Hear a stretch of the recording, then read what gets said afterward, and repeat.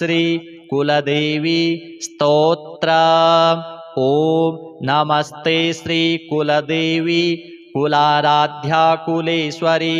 कुलसंरक्षणी माता कौलिक ज्ञान प्रकाशिनी वंदे श्री कुलपूज्या कुलांबा कुलरक्षिणी वेदमाता जगन्माता लोकमाता हितैषिणी आदिशक्ति समुद्भूता त्वया हि संपूर्ण जगत् विश्ववन्द्यां महाघोरां त्राहि मां शरणागतं त्रैलोक्यहृदयं शोभे देवी त्वं परमेश्वरी भक्तानुग्रहकारिणी त्वं कुलदेवी नमोऽस्तुते महादेव प्रियंकरी बालानां हितकारिणी कुलवृद्धिकरी माता त्राहि मां शरणागतं चिदग्रीमण्डलसम्भूता राज्यवैभवकारिणी प्रकटितां सुरेशानि वन्दे त्वां राजगौरवं त्वदीये कुले जातः त्वामेव शरणं गतः त्वत्वत्सलोऽहम् आद्ये त्वं रक्ष रक्षाधुना पुत्रं देहि धनं देहि साम्राज्यं प्रदेहि मे सर्वदास्माकं कुले भूयात् मङ्गलानुशासनं कुलाष्टकमिदं पुण्यं नित्यं यः सुकृती पठेत् तस्य वृद्धिकुले जातः प्रसन्ना परमेश्वरी। ओम नमस्ते श्री कुलदेवी कुलाराध्या कुलेश्वरी कुलसंरक्षणी माता कौलिक ज्ञान प्रकाशिनी वंदे श्री कुलपूज्या कुलांबा कुलरक्षिणी वेदमाता जगन्माता लोकमाता हितैषिणी आदिशक्ति समुद्भूता त्वया हि संपूर्ण जगत् विश्ववन्द्यां महाघोरां त्राहि मां शरणागतं त्रैलोक्यहृदयं शोभे देवी त्वं परमेश्वरी भक्तानुग्रहकारिणी त्वं कुलदेवी नमोऽस्तुते महादेव प्रियंकरी बालानां हितकारिणी कुलवृद्धिकरी माता त्राहि मां शरणागतं चिदग्रीमण्डलसम्भूता राज्यवैभवकारिणी प्रकटितां सुरेशानि वन्दे त्वां राजगौरवं त्वदीये कुले जातः त्वामेव शरणं गतः त्वत्वत्सलोऽहम् आद्ये त्वं रक्ष रक्षाधुना पुत्रं देहि धनं देहि साम्राज्यं प्रदेहि मे सर्वदास्माकं कुले भूयात् मङ्गलानुशासनं कुलाष्टकमिदं पुण्यं नित्यं यः सुकृती पठेत् तस्य वृद्धिकुले जातः प्रसन्ना परमेश्वरी। ओम नमस्ते श्री कुलदेवी कुलाराध्या कुलेश्वरी कुलसंरक्षणी माता कौलिक ज्ञान प्रकाशिनी वंदे श्री कुलपूज्या कुलांबा कुलरक्षिणी वेदमाता जगन्माता लोकमाता हितैषिणी आदिशक्ति समुद्भूता त्वया हि संपूर्ण जगत् विश्ववन्द्यां महाघोरां त्राहि मां शरणागतं त्रैलोक्यहृदयं शोभे देवी त्वं परमेश्वरी भक्तानुग्रहकारिणी त्वं कुलदेवी नमोऽस्तुते महादेव प्रियंकरी बालानां हितकारिणी कुलवृद्धिकरी माता त्राहि मां शरणागतं चिदग्रीमण्डलसम्भूता राज्यवैभवकारिणी प्रकटितां सुरेशानि वन्दे त्वां राजगौरवं त्वदीये कुले जातः त्वामेव शरणं गतः त्वत्वत्सलोऽहम् आद्ये त्वं रक्ष रक्षाधुना पुत्रं देहि धनं देहि साम्राज्यं प्रदेहि मे सर्वदास्माकं कुले भूयात् मङ्गलानुशासनं कुलाष्टकमिदं पुण्यं नित्यं यः सुकृती पठेत् तस्य वृद्धिकुले जातः प्रसन्ना परमेश्वरी ॐ नमस्ते श्रीकुलदेवी कुलाराध्या कुलेश्वरी कुलसंरक्षणी माता कौलिकज्ञानप्रकाशिनी वन्दे श्रीकुलपूज्या कुलाम्बा कुलरक्षिणी वेदमाता जगन्माता लोकमाता हितैषिणी आदिशक्तिसमुद्भूता त्वया हि सम्पूर्णजगत् विश्ववन्द्यां महाघोरां त्राहि मां शरणागतं त्रैलोक्यहृदयं शोभे देवी त्वं परमेश्वरी भक्तानुग्रहकारिणी त्वं कुलदेवी नमोऽस्तु ते महादेवप्रियङ्करी बालानां हितकारिणी कुलवृद्धिकरी माता त्राहि मां शरणागतं चिदग्रीमण्डलसम्भूता राज्यवैभवकारिणी प्रकटितां सुरेशानि वन्दे त्वां राजगौरवं त्वदीये कुले जातः त्वामेव शरणं गतः त्वत्वत्सलोऽहम् आद्ये त्वं रक्ष रक्षाधुना पुत्रं देहि धनं देहि साम्राज्यं प्रदेहि मे सर्वदास्माकं कुले भूयात् मङ्गलानुशासनं कुलाष्टकमिदं पुण्यं नित्यं यः सुकृती पठेत् तस्य वृद्धिकुले जातः प्रसन्ना परमेश्वरी ॐ नमस्ते श्रीकुलदेवी कुलाराध्या कुलेश्वरी कुलसंरक्षणी माता कौलिकज्ञानप्रकाशिनी वन्दे श्रीकुलपूज्या कुलाम्बा कुलरक्षिणी वेदमाता जगन्माता लोकमाता हितैषिणी आदिशक्तिसमुद्भूता त्वया हि सम्पूर्णजगत् विश्ववन्द्यां महाघोरां त्राहि मां शरणागतं त्रैलोक्यहृदयं शोभे देवी त्वं परमेश्वरी भक्तानुग्रहकारिणी त्वं कुलदेवी नमोऽस्तु ते महादेवप्रियङ्करी बालानां हितकारिणी कुलवृद्धिकरी माता त्राहि मां शरणागतं चिदग्रीमण्डलसम्भूता राज्यवैभवकारिणी प्रकटितां सुरेशानि वन्दे त्वां राजगौरवं त्वदीये कुले जातः त्वामेव शरणं गतः त्वत्वत्सलोऽहम् आद्ये त्वं रक्ष रक्षाधुना पुत्रं देहि धनं देहि साम्राज्यं प्रदेहि मे सर्वदास्माकं कुले भूयात् मङ्गलानुशासनं कुलाष्टकमिदं पुण्यं नित्यं यः सुकृती पठेत् तस्य वृद्धिकुले जातः प्रसन्ना परमेश्वरी ॐ नमस्ते श्रीकुलदेवी कुलाराध्या कुलेश्वरी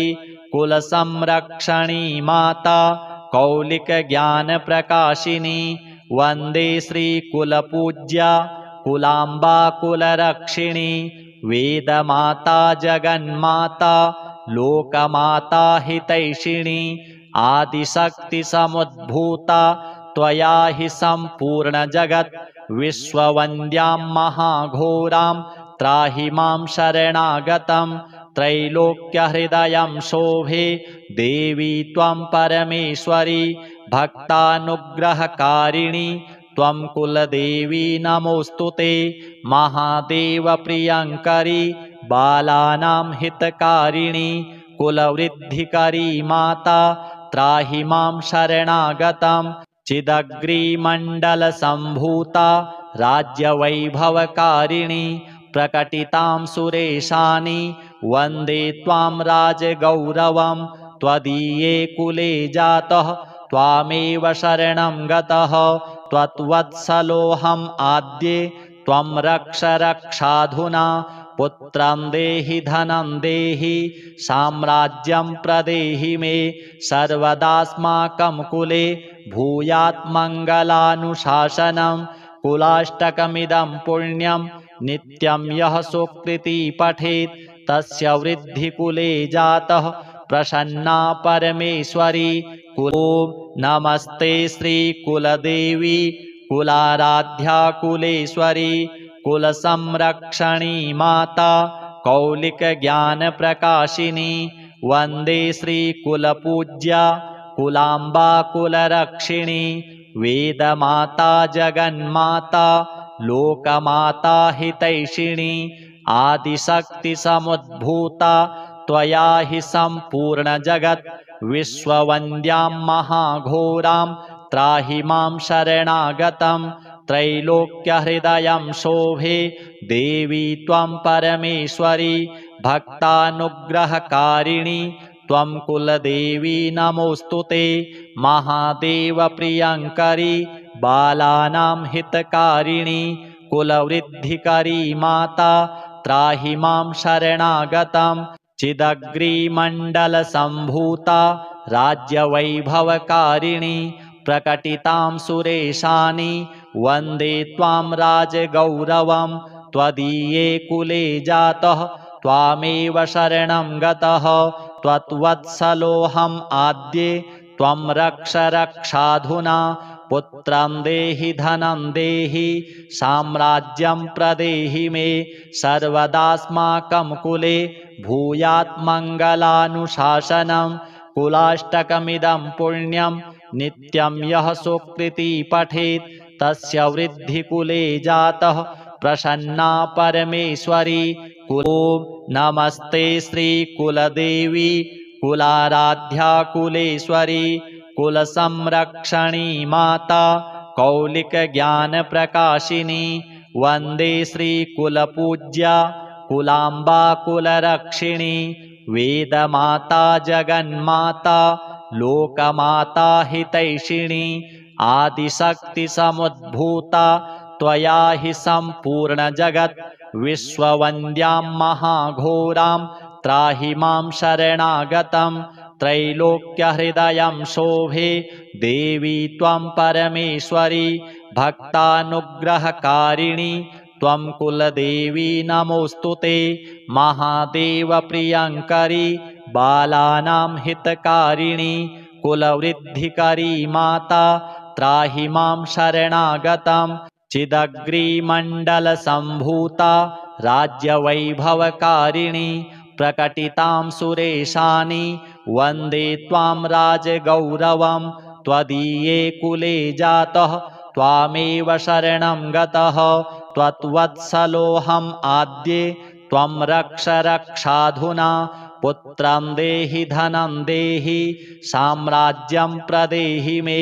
सर्वदास्माकं कुले भूयात् मङ्गलानुशासनं कुलाष्टकमिदं पुण्यं नित्यं यः सुकृती पठेत् तस्य वृद्धिकुले जातः प्रसन्ना परमेश्वरी ॐ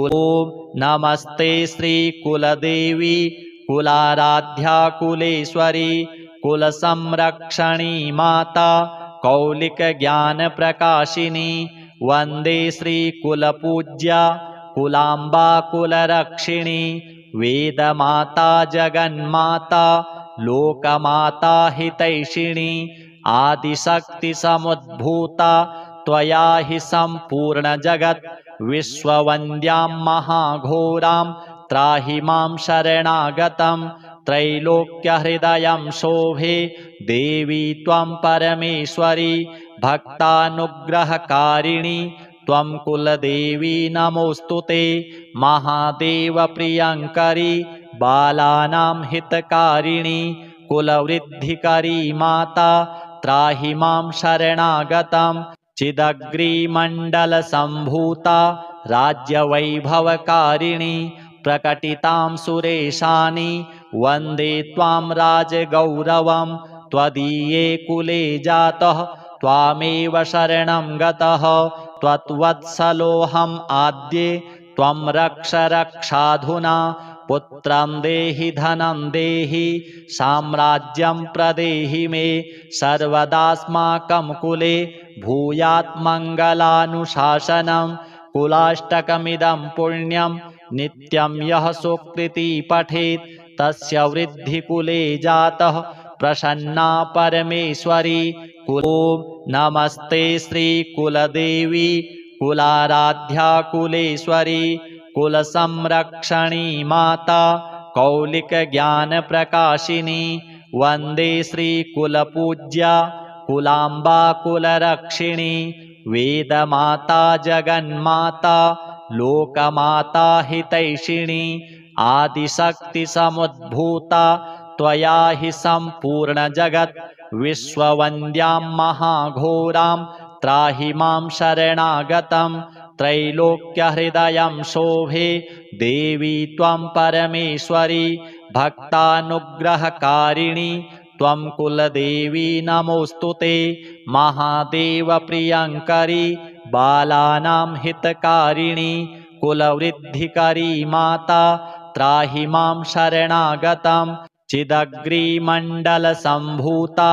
राज्यवैभवकारिणी प्रकटितां सुरेशानि वन्दे त्वां राजगौरवं त्वदीये कुले जातः त्वामेव शरणं गतः त्वत्वत्सलोऽहम् आद्ये त्वं रक्ष रक्षाधुना पुत्रं देहि धनं देहि साम्राज्यं प्रदेहि मे सर्वदास्माकं कुले भूयात् मङ्गलानुशासनं कुलाष्टकमिदं पुण्यं नित्यं यः सुकृती पठेत् तस्य वृद्धिकुले जातः प्रसन्ना परमेश्वरी ॐ नमस्ते श्रीकुलदेवी कुलाराध्या कुलेश्वरी कुलसंरक्षणी माता कौलिकज्ञानप्रकाशिनी वन्दे श्रीकुलपूज्या कुलाम्बा कुलरक्षिणी वेदमाता जगन्माता लोकमाता हितैषिणी आदिशक्तिसमुद्भूता त्वया हि सम्पूर्णजगत् विश्ववन्द्यां महाघोरां त्राहि मां शरणागतं त्रैलोक्यहृदयं शोभे देवी त्वं परमेश्वरी भक्तानुग्रहकारिणी त्वं कुलदेवी नमोऽस्तु ते महादेवप्रियङ्करी बालानां हितकारिणी कुलवृद्धिकरी माता त्राहि मां शरणागतं चिदग्रीमण्डलसम्भूता राज्यवैभवकारिणी प्रकटितां सुरेशानि वन्दे त्वां राजगौरवं त्वदीये कुले जातः त्वामेव शरणं गतः त्वत्वत्सलोऽहम् आद्ये त्वं रक्ष रक्षाधुना पुत्रं देहि धनं देहि साम्राज्यं प्रदेहि मे सर्वदास्माकं कुले भूयात् मङ्गलानुशासनं कुलाष्टकमिदं पुण्यं नित्यं यः सुकृती पठेत् तस्य वृद्धिकुले जातः प्रसन्ना परमेश्वरी कुलदेवी स्तोत्रमिदं सुपुण्यं ललितं तथा अर्पयामि भवद्भक्त्या त्राहि मां शिवगेहिनी श्रीकुलदेव्यार्पणमस्तु।